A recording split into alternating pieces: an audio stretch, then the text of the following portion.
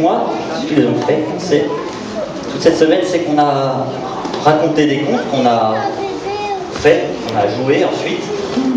Et le fil rouge de cette histoire, c'est plusieurs histoires, on a raconté beaucoup d'histoires, mais on a fait un fil rouge toute cette semaine qu'on va essayer de vous montrer aujourd'hui. Voilà. Alors, cette histoire, c'est l'histoire de Zhao. Zhao, il était dans un petit village en Chine. Je ne sais pas si vous connaissez Zhao. Alors, je vous le présente. Zhao, tu peux venir. Zhao, il avait un pouvoir particulier. Il savait voir à travers les choses. Il pouvait voir à travers la pierre, à travers le tissu, à travers la terre, et il pouvait même voir à travers la chair et la peau de ses amis.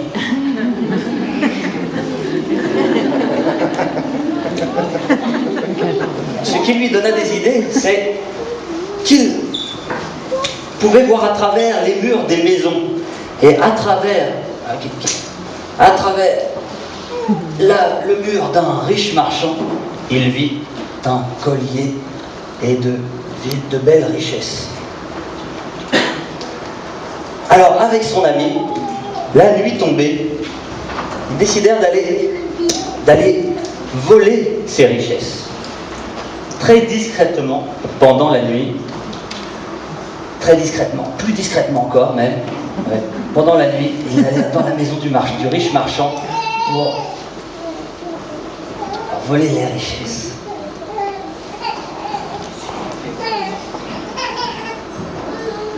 Mais en sortant, ils se sont fait attraper, évidemment.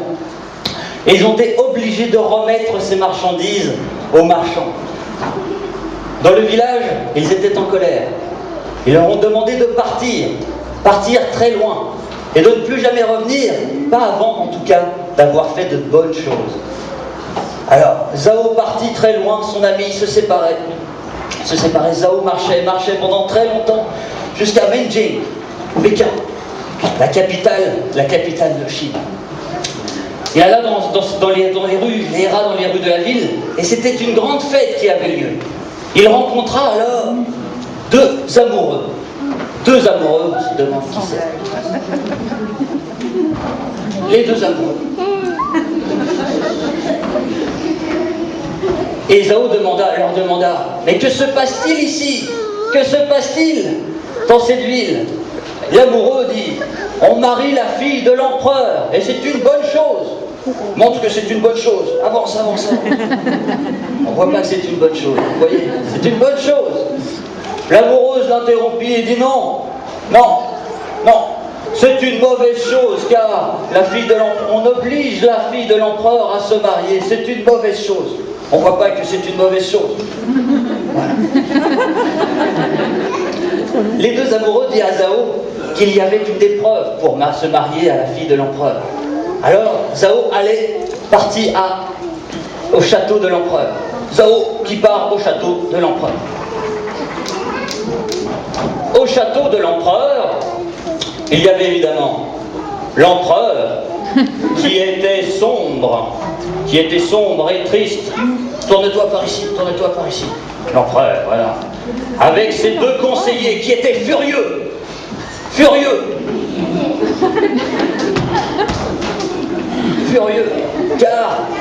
Car personne n'avait réussi l'épreuve jusqu'à là.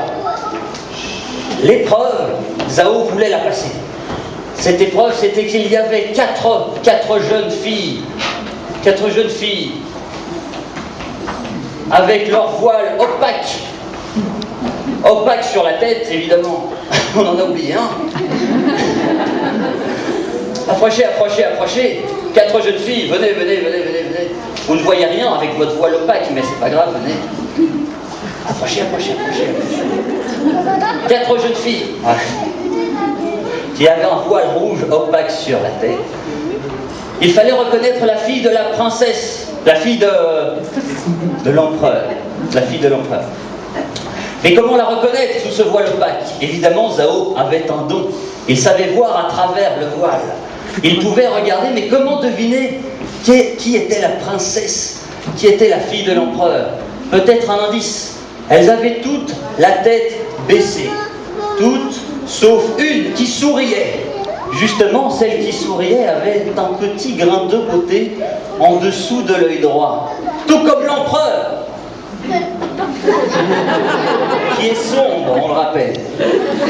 Alors Zhao n'hésita plus, il désigna la princesse comme « C'est elle la princesse! C'est elle la princesse, j'en suis sûr !» La princesse enleva son voile. Elle était belle, n'est-ce pas? Magnifique, dit Zhao, elle était belle. Mais l'empereur était furieux. Il était furieux.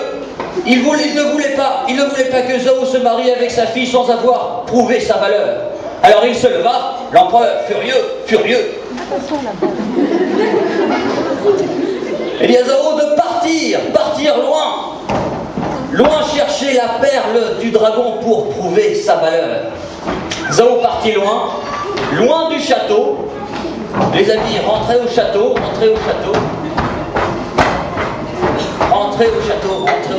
Les conseillers, les princes et princesses rentrent au château pendant que Zhao continuait sa quête. Lors de sa marche, il rencontra un homme long et fin. Un homme long et fin qui avait des épées de toute taille et de toute forme. Alors Zhao lui demanda « Mais qui es-tu? Qui es-tu » Je suis Li, répondit-il. Je suis le plus grand trancheur, voilà, le plus grand trancheur de toute la Chine. Approche Li. Le plus grand trancheur de toute la Chine. Je sais tout trancher. Je peux couper une maison en deux. Je peux couper un bateau dans la longueur. Je peux couper un arbre dans la hauteur. Et je peux même couper une verrue sur la tête d'une mouche. Zhao, sur ces mots, lui dit qu'il pouvait venir avec lui pour sa quête à la recherche de la perle du dragon. Et ils se mirent en chemin, tous les deux. En chemin, ils rencontrèrent alors Zhang, qui était en train de recoudre un scarabée. Un scarabée. Mais que fais-tu? Demanda Zhao. Je couds un scarabée car je lui ai marché dessus, répondit Zhang.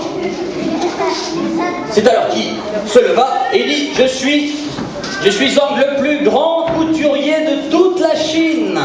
Je sais recoudre. Je sais recoudre la terre, je sais recoudre le vent, je sais même recoudre l'eau à sa source. Zhao lui dit de venir avec eux pour la quête de la perle du dragon.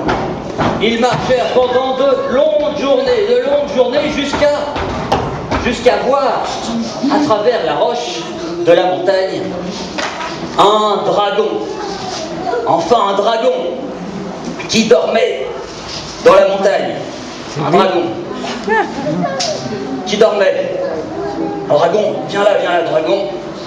Dors. Endors-toi, je le veux. Dans la montagne.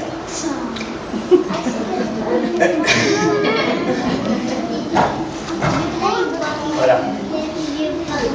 Tu dors. Et qui avait entre les pattes, une perle de lumière. Cette perle de lumière, Zhao la voulait à tout prix. Alors, Li trancha la roche jusqu'au dragon pour pouvoir créer un tunnel.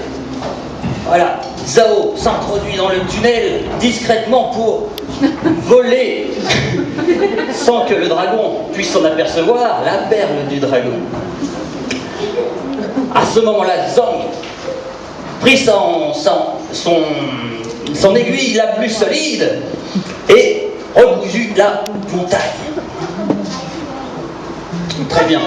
À ce moment-là, Zhao avait la perle de dragon pour pouvoir la donner à l'empereur. Alors, il se mit en marche vers Manjing. En marche, le dragon ne s'était aperçu de rien.